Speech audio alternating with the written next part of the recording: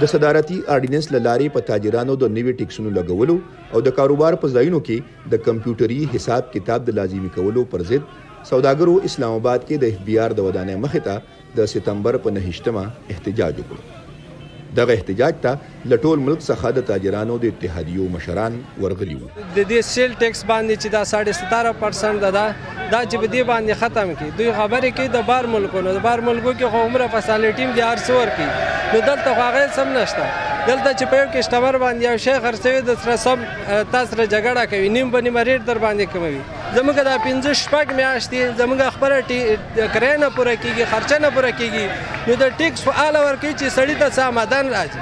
نو هغه مادن په تور باندې دغه نه ټیکس اخته کېږي، دا خو زموږ د جیبونو نه هغه شتم زموږ نه وباسي. نو زموږ هغه کاروبار د بندېدو حالات ته راغلی ده او د ښه کېدو حالات ته نه ده راغلی.